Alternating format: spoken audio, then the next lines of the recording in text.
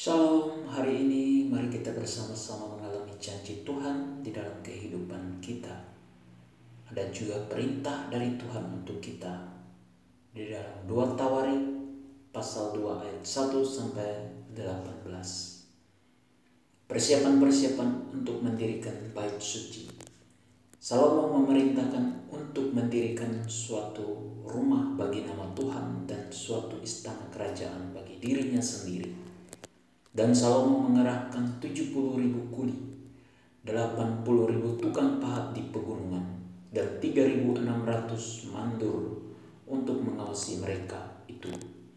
Lalu Salomo mengutus orang kepada Huram, raja negeri Tirus, dengan pesan, "Perbuatlah terhadap aku seperti yang kau perbuat terhadap ayahku Daud, ketika engkau mengirim kayu aras kepadanya, sehingga ia dapat mendirikan baginya suatu istana untuk tinggal di situ.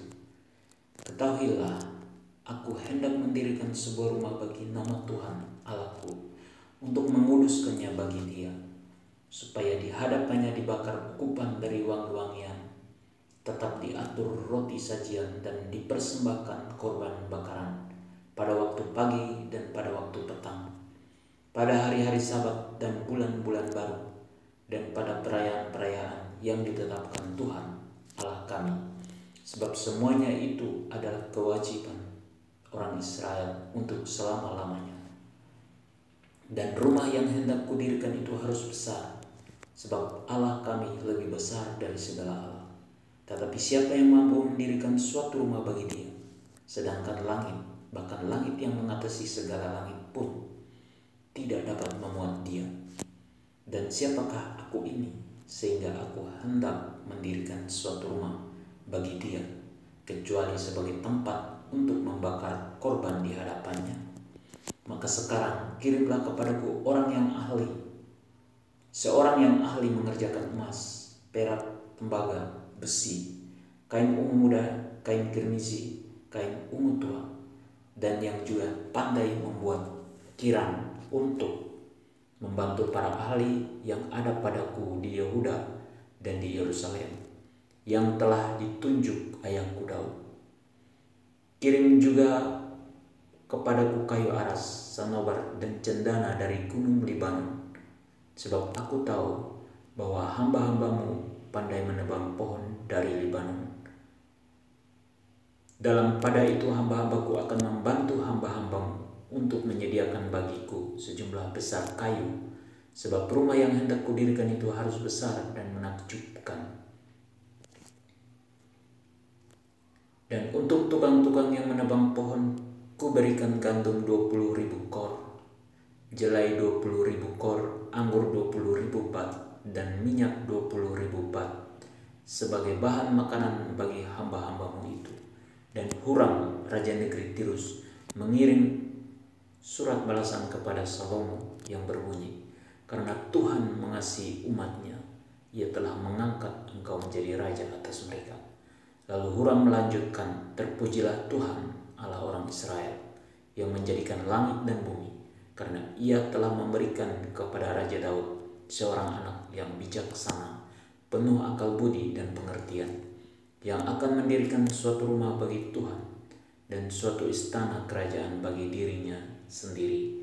Maka sekarang aku mengirim seorang ahli yang penuh pengertian, yakni Huram Abi, anak seorang perempuan dari Bani Dan, sedang ayahnya orang Tirus. Ia pandai mengerjakan emas, perak, tembaga, besi, batu, kayu, kain ungu muda, kain ungu tua, lenan halus dan kain kirmizi, dan juga pandai membuat segala jenis ukiran dan segala jenis rancangan yang ditugaskan kepadanya, dengan dibantu oleh ahli-ahlimu dan oleh ahli-ahli ayahmu, tuanku Daud. Baiklah, sekarang tuanku kirim kepada hamba-hamba tuanku gandum dan jelai, minyak dan anggur yang telah tuanku sebutkan itu, dan kami akan menebang kayu dari gunung Lebanon sebanyak engkau perlukan, dan membawanya kepadamu dengan rakit-rakit melalui laut sampai ke Yafo, dan engkau dapat mengangkutnya ke Yerusalem. Lalu Salomo menghitung semua orang asing yang laki-laki yang ada di negeri Israel, sama seperti yang pernah dilakukan Daud ayahnya. Maka terdapatlah 153.600 orang. Dan dari antara mereka 70.000 orang dijadikannya kuli, 80.000 orang tukang pahat di pegunungan, dan 3.600 orang mandur yang harus menyuruh orang-orang itu bekerja.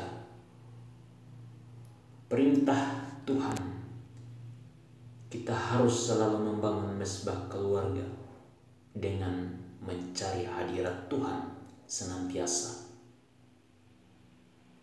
agar Tuhan tetap tinggal di dalam kehidupan keluarga kita.